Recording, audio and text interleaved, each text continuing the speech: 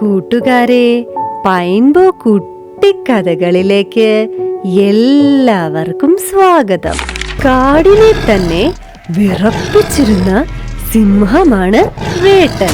വേട്ടൻ സിംഹത്തിന് കാട്ടിലെ മറ്റു മൃഗങ്ങളെല്ലാരും കൂടി ചേർന്ന് ഒരു പണി കൊടുക്കുന്നു.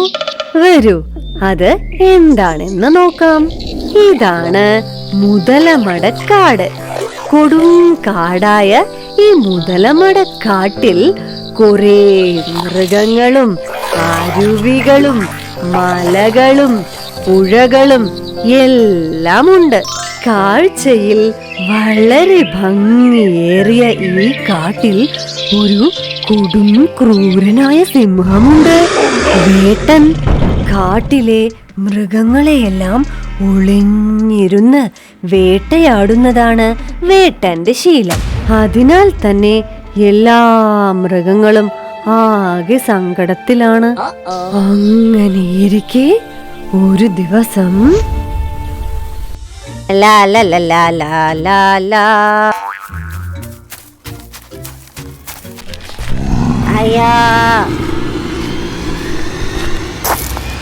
ഈശ്വര, അപ്പോ ഞാൻ രക്ഷപ്പെട്ട?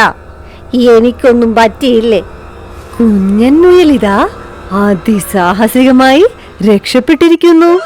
ഇതുപോലെ വേട്ടൻ സിംഹം പല മൃഗങ്ങളെ ഒളിഞ്ഞിരുന്ന് വേട്ടയാടാറുണ്ട്.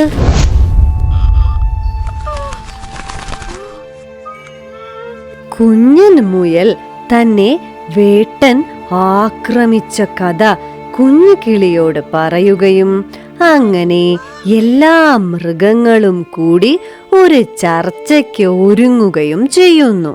അങ്ങനെ കാട്ടിലെ എല്ലാ മൃഗങ്ങളും ചേർന്ന് ഈ വേട്ടൻ സിംഹത്തിനെ ഒരു കിണറ്റിൽ തള്ളിയിടാൻ തീരുമാനിക്കുന്നു. വേട്ട, നിനക്കറിയാമോ, കാട്ടിൽ നിന്നെക്കാൾ ശക്തിവാനായ ഒരു സിംഹം വന്നിട്ടുണ്ടത്രേ. ആഹാ, അതെയോ? അതാരാ? ഏതോ ഒരു സിംഹം. ഭയങ്കര ഗർജനമാണ്.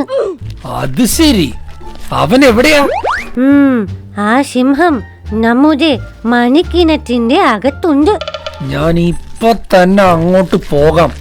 എന്നിട്ട് ഞാനാണോ അവനാണോ എന്ന് നോക്കട്ടെ. ശരി, വേഗം വായോ.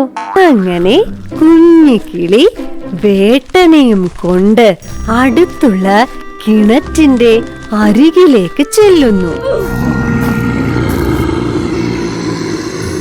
ഓഹോ, ഞാൻ ഗർജിക്കുമ്പോ നീ ഗർജിക്കുന്നു. അങ്ങനെ മണ്ടനായ വേട്ടൻ തന്നെ പോലെ മറ്റൊരു സിംഹത്തെ കാണുകയും ഒരു ഗർജനം കേൾക്കുകയും ചെയ്തപ്പോ അത് മറ്റൊരു സിംഹമാണെന്ന് കരുതി കിണറ്റിലേക്ക് ചാടാൻ ശ്രമിക്കുന്നു. ഇപ്പൊ ശരിയാക്കി തരാമടാ.